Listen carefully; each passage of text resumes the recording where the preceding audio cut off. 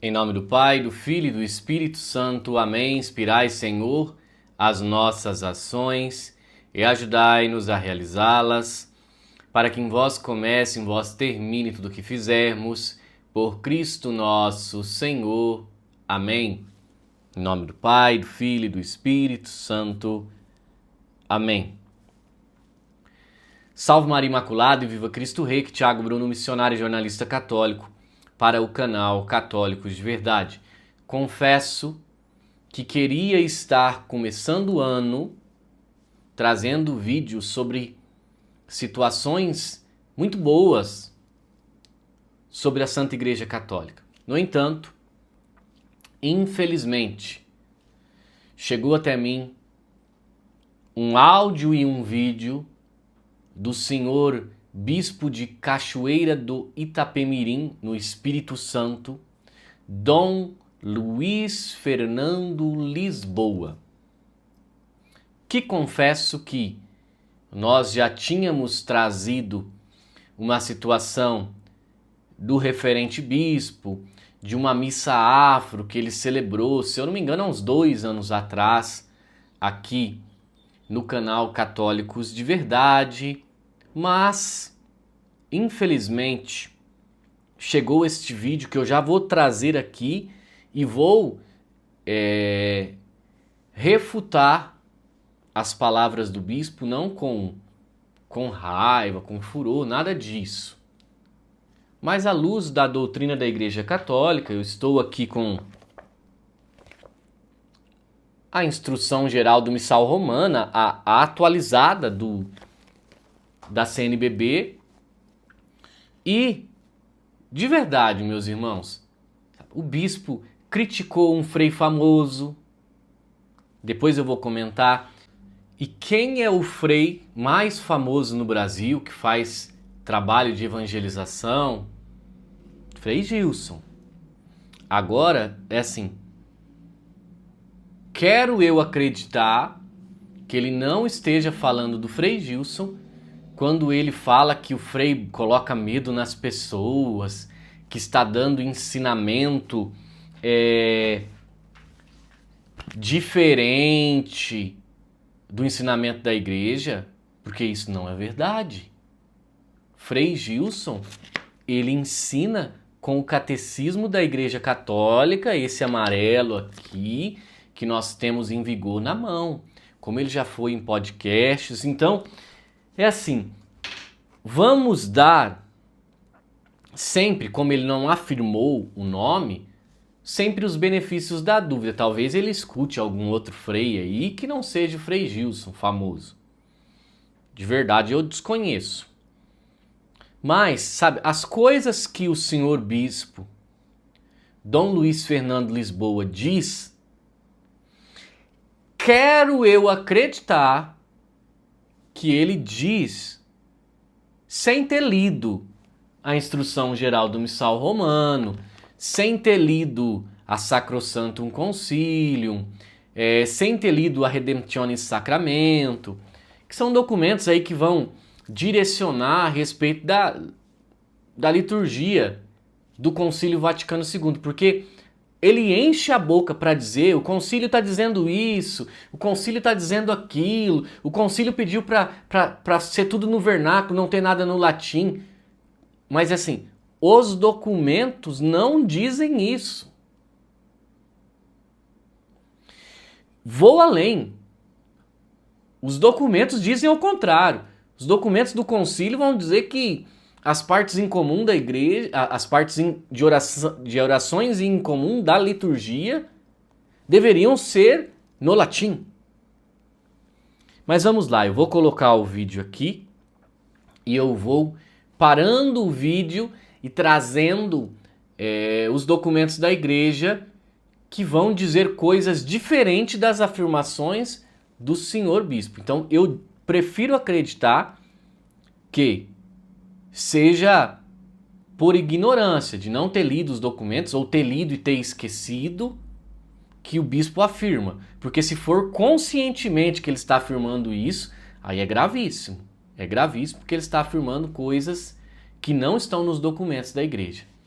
Vamos lá escutar o vídeo aqui, o áudio e o vídeo, e vamos ir comentando em cima. Jesus deixou. Quem é a autoridade maior da nossa Igreja Católica? O Santo Padre, o Papa Francisco.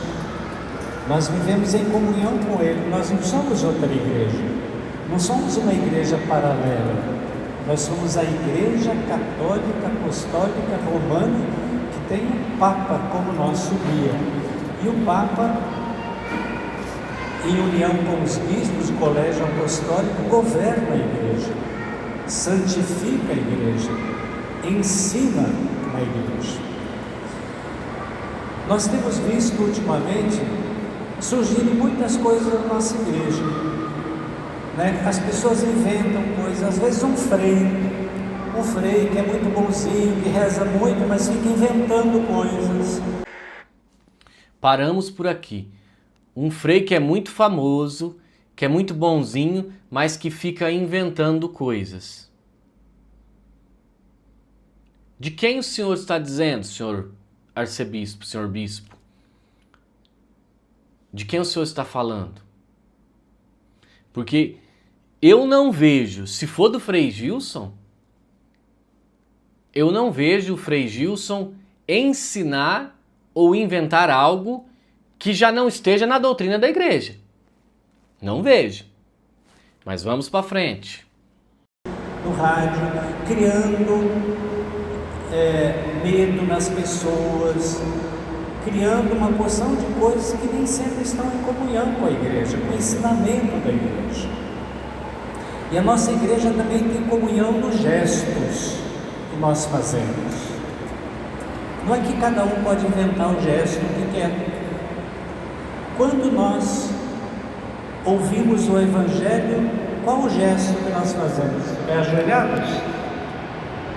É de pé, que é Deus falando. Deus falando.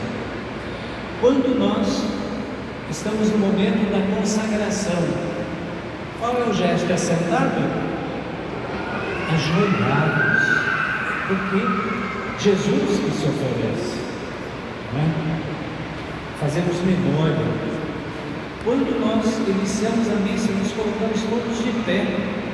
Então são gestos comuns que nós devemos evitar, que nós devemos fazer juntos.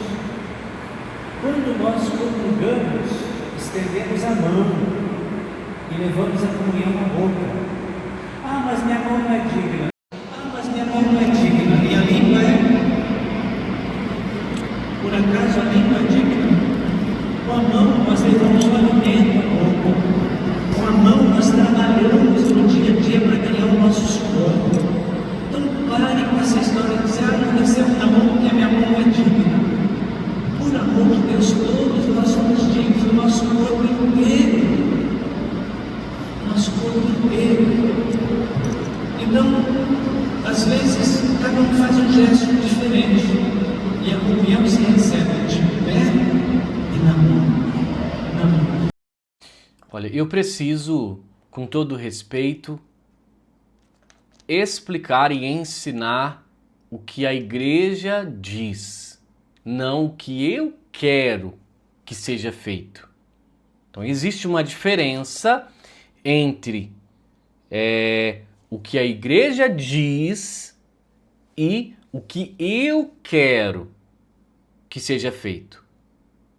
O senhor bispo poderia dizer, olha, a minha preferência, eu quero que aqui na minha diocese a comunhão seja em pé e na mão.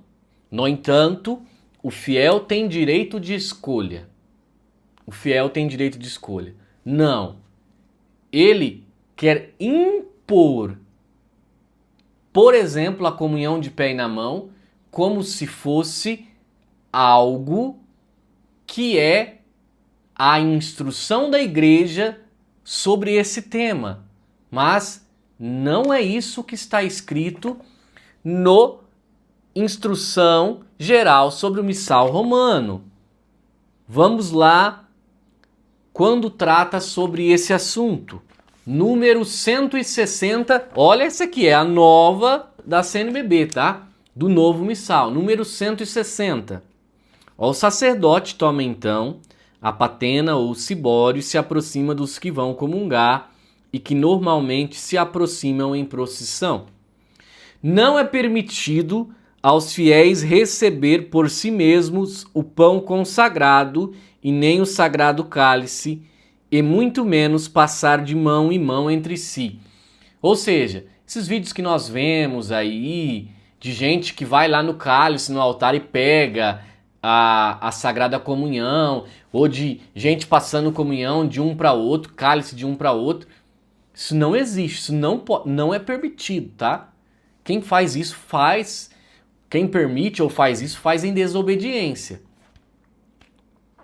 Vamos lá, os fiéis comungam ajoelhados ou de pé, conforme for estabelecido pela conferência dos bispos.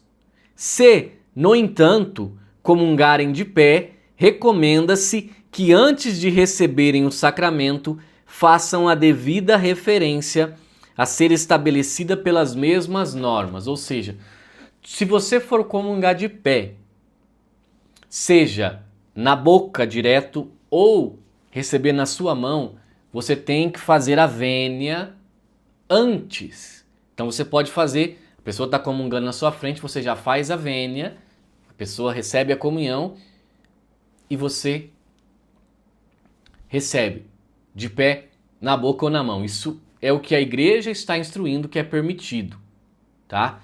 Por exemplo, a minha vontade era que todos comungassem de joelho e na boca. No entanto, a igreja dá permissão para aquele que quiser receber na mão. Eu acho que ninguém deveria receber na mão, mas é a minha opinião, tá? A igreja deixa livre a escolha, na mão ou na boca, de pé ou ajoelhado. Se a comunhão é dada sobre a espécie do pão somente, o sacerdote mostra a cada um a hóstia um pouco elevada, dizendo o corpo de Cristo. Quem vai comungar responde amém, recebe o sacramento na boca ou onde for concedido na mão a sua livre escolha. Ou seja, recebe na boca ou onde for concedido. Ou seja, a forma de receber é na boca. Mas aonde existir a concessão, na mão, a sua livre escolha. O fiel escolhe. O comungante, assim que recebe a Santa Hóstia, consome imediatamente. Quando a comunhão se fizer sobre duas espécies, observa-se o rito descrito no lugar próprio, conforme o número 284 e 287. Então eu estou aqui no número 161. Então, eu vou agora para o 284 e 287 para saber o que fala. Na realidade, eu já vou direto para o número 287, porque nós estamos tratando de comunhão sobre duas espécies. Ali ele vai primeiro especificar quando é somente o corpo e quando também pode ser feita a comunhão somente no sangue. Então aqui é sobre duas espécies. Então vamos lá. Se a comunhão do cálice é feita por intinção, ou seja, molhar o corpo de Cristo no sangue de Cristo, ou comungando, segurando a patena sobre a boca, aproxima-se do sacerdote, que segura o vaso com as sagradas partículas e a cujo lado tem um ministro sustentando o cálice. O sacerdote toma a hóstia, mergulha parcialmente no cálice e mostrando-a diz, o corpo e sangue de Cristo. O comungando responde amém. Recebe do sacerdote o sacramento na boca e se retira. Quando, meus irmãos, a comunhão é sobre as duas espécies, que é feita a intinção, ou seja, que molha o corpo de Cristo no sangue de Cristo, a instrução geral do missal romano diz que deve ser comungado na boca, que não se deve pegar na mão. Quem está dizendo isso daqui? A instrução geral, que é feita por quem? CNBB. A CNBB. Então o senhor bispo, ou ele não leu esse documento, ou ele está falando algo destoante do que é uma norma da própria Conferência Nacional dos Bispos do Brasil. Vamos prosseguir. Esse é um gesto da igreja do mundo inteiro. Do mundo inteiro. Ninguém vai negar a comunhão. Não. Mas, às vezes, nós ficamos assim, cada vez um gesto. Agora surgiu uma nova moda. Sabe qual moda? Para rezar um negócio não pode levantar a mão. Alguém inventou isso. E tem gente cumprindo.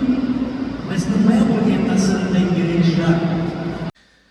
Vamos explicar agora sobre a oração do Pai Nosso. O Pai Nosso é um momento em que o sacerdote intercede a Deus pela assembleia, pelo povo. Ou seja, o sacerdote é o único que tem as suas mãos ungidas com óleo no momento da sua ordenação. E por isso ele faz em persona Christi o papel de um intercessor pelo povo, pela assembleia. Por isso que o sacerdote ele estende as mãos no momento da oração universal do Pai Nosso. Vamos lá. A instrução geral ou missal romano em português que nós temos aqui, ele nunca dava a instrução que todos deveriam erguer as mãos. O que acontecia é o que? O povo, por falta de conhecimento, não entendia, via o padre erguendo as mãos, então, imitando o gesto do sacerdote, o povo erguia as mãos também para rezar o Pai Nosso.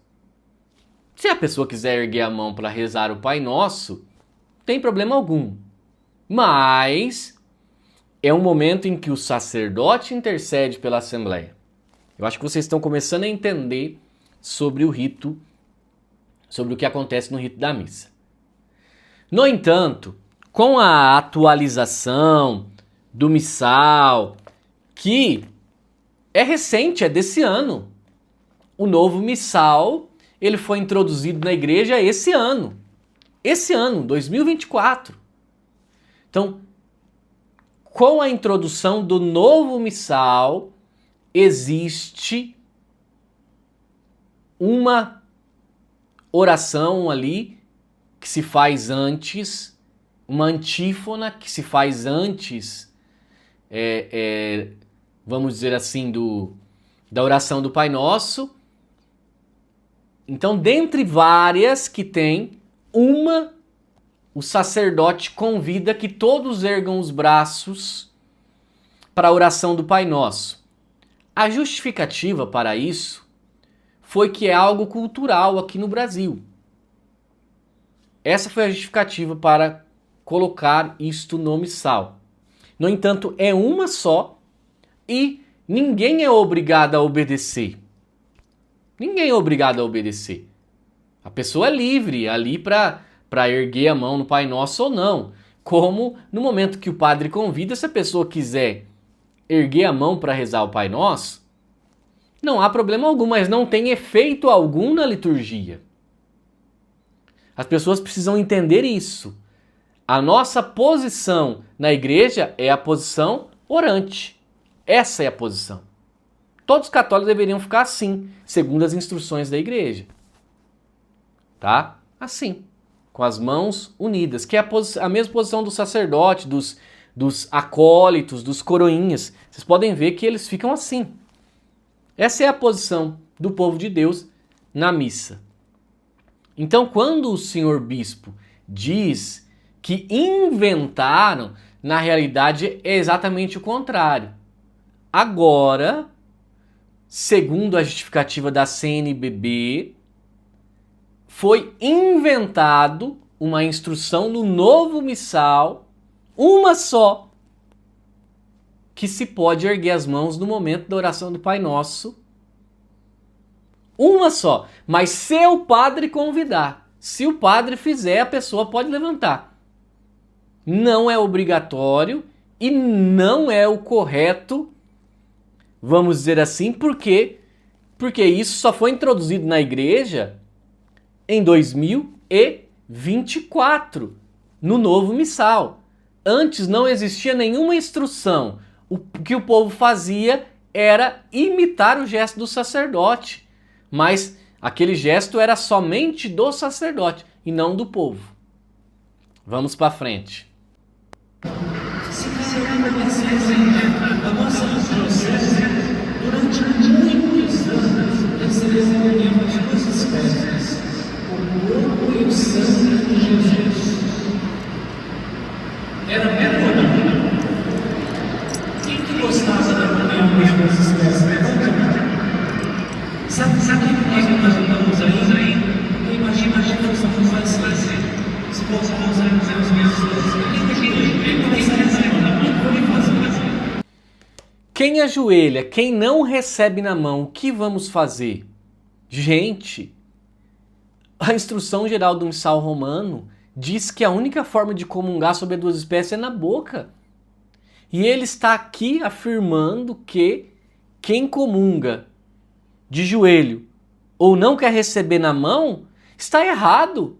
Ele quer dizer isso, que quem comunga de joelho e na boca sobre duas espécies ou não quer receber a comunhão sob intinção, que é sob duas espécies, na mão, está errado, sendo que é a única forma correta é receber na boca, segundo o documento da CNBB. Vocês estão entendendo como que é grave isso? Para mim isso é gravíssimo, sabe? Se o bispo está falando isso sem ter o conhecimento, ter lido os documentos da igreja, tá bom, né? Não conhece. Mas como que um bispo não conhece? Não sei. Agora, se ele está falando conscientemente algo que não é o que está no documento da igreja e falando que é, isso é muito grave. Muito grave. E nós estamos representando cada pouco. Há pouco tempo, desculpa, eu estou falando isso, eu estou orientando como mestre. Está orientando como mestre. No entanto, o mestre não está falando o que está escrito nos documentos da igreja. Há pouco tempo, numa das nossas paróquias mais tradicionais, um engenheiro, com muito boa vontade, ele fez um projeto para o interior da igreja. E nesse projeto incluía colocar os altares antigos que eram no fundo e colocar aquela mesinha de comunhão que todo mundo se ajoelhava antes do Vaticano II. E aí, submeteu o projeto ganhou, e ele foi para o Papa, nós vamos começar a reformar a igreja. Uma igreja histórica, tradicional nossa. Vou até falar onde veio para o menino. Aí o padre veio nos mostrar e disse, cara, como é que pode isso? Voltar aos altares? Já aconteceu no Vaticano II, não é mais altar, a missa não é mais em latim, a missa é em português. Foi orientação do Concílio Vaticano II para que todo mundo entenda, reze junto. Aí nós brincamos, o Evangelho ficou bravo conosco. Tivemos que dar uma aula sobre o Vaticano II, o que a igreja andou, a igreja evoluiu, ficou no século passado. Não vejo os irmãos, eu estou dizendo isso como orientação.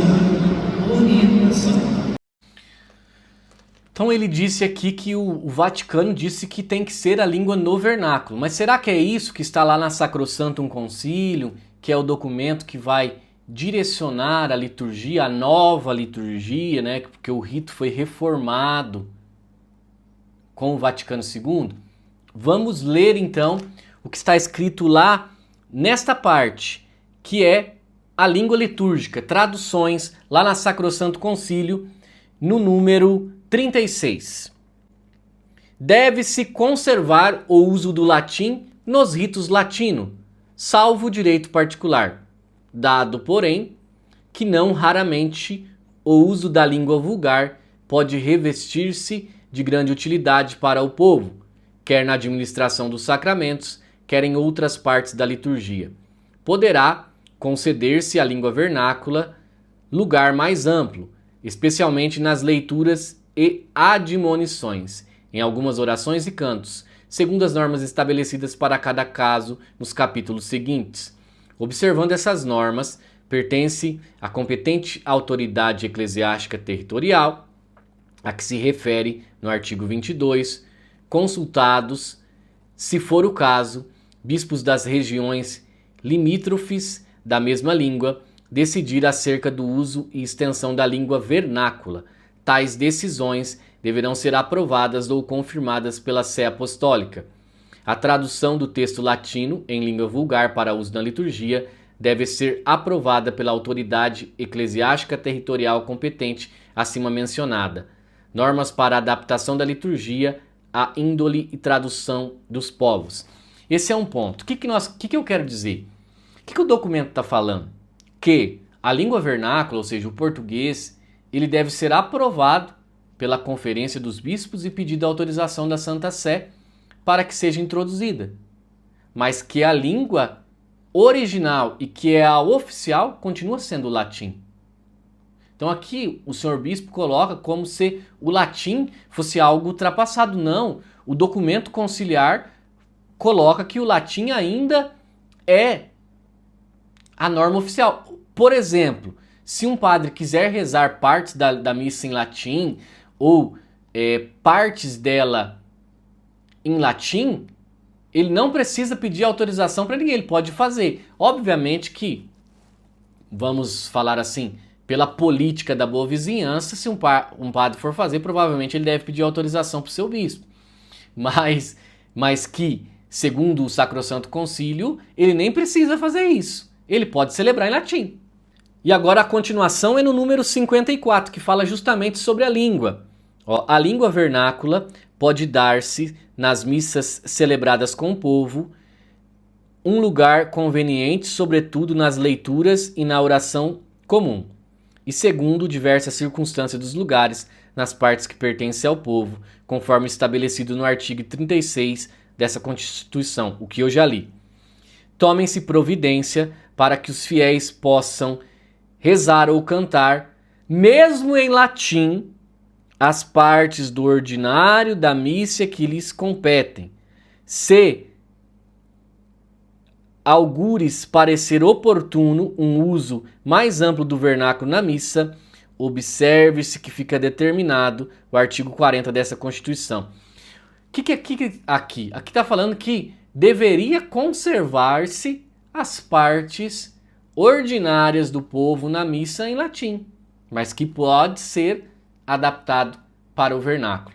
Ou seja, o documento do concílio não diz o que o senhor bispo está dizendo.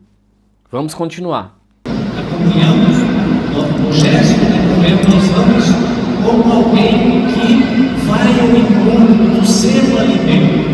Inventar também muitos gestos. E aqui me desculpem, com todo respeito, eu estou orientando. Faz de conta que esse é o ministro da comunhão. Eu vou comungar, eu vou de coração aberto, olhando para aquele que eu vou receber. O ministro apresenta, eis o corpo de Cristo. Eu estou tão preocupado com o gesto, ajoelhando, não precisa nada disso.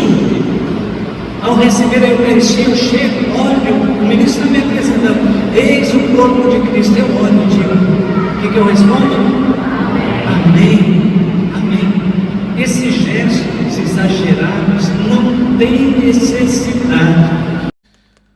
Eu acho que ficou muito claro, meus irmãos, que a orientação do senhor bispo não é o que está no documento da igreja, da CNBB, não. Ele está falando algo que ele deveria dizer assim, esta é a minha opinião, a diocese é minha, então como a diocese é minha, eu recomendo que se faça isso. Mas o fiel tem liberdade de escolher a forma que ele deve comungar. Mas a minha orientação como o pastor dessa diocese é que seja feito.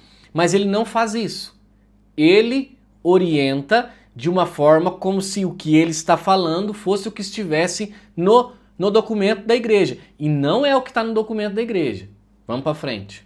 Porque senão daqui a pouco, cada um de nós, na hora da consagração, alguém vai inventar que tem que subir no banco. Desculpe o exagero. Mas não pode. Nós somos uma igreja da comunhão. Comunhão na palavra, comunhão na Eucaristia, comunhão nos gestos. É assim que nós somos. Essa é a igreja católica. Certo? Nós podemos pensar diferente.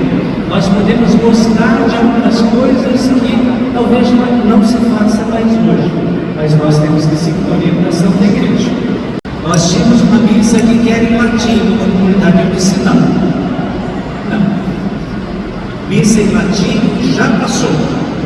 O Concílio Vaticano II disse: missa na língua vernácula, ou seja, na própria língua. Eu fui trabalhar em Moçambique e eu tive que aprender 2 línguas para celebrar para o povo, porque é na língua que se celebra, para que o povo entenda, para que ele participe da comunhão da igreja. Entendeu? Então, acolham isso como uma orientação e que esse ano de 2025 a gente viva mais essa comunhão também nos gestos. Bem? Vai depender do nosso progresso, da nossa comunhão, para voltarmos à comunhão de 2 espécies. Dessa maneira que estamos, não vamos voltar, porque a comunhão vai ser, a confusão vai ser grande. E não entre nessa de ficar ouvindo coisas de gente que não tem o munus de governar, de ensinar, né? E de orientar. Por favor, senão daqui a pouco nós seremos uma igreja tão multifacetada que a comunhão vai ficar longe. Vamos seguir, né? Realmente, eu não sou padre, eu não sou bispo, porque é muito claro que os bispos deveriam salvaguardar a fé, deveriam ensinar o que está aqui. Isso é muito claro. Os bispos deveriam ensinar o que está aqui. Isso aqui é da CNBB. É uma instrução da CNBB de como deve ser feito. Deveriam, mas muitos não o fazem. Eu não estou dando a minha opinião. Se fosse para dar a minha opinião, meu desejo é que todos comungassem de joelho e na boca, que nós tivéssemos muito mais missas em latim. Essa é a minha opinião e o meu desejo. Mas eu também obedeço à igreja. Então eu não tenho munus de ensinar. Quem tem munus é quem escreveu isso daqui como orientação. E, infelizmente, a fala do senhor bispo está diferente do que estão presentes nos documentos da Santa Igreja. Que Deus nos abençoe na defesa da fé e da verdade. Salve Maria e que viva Cristo Rei.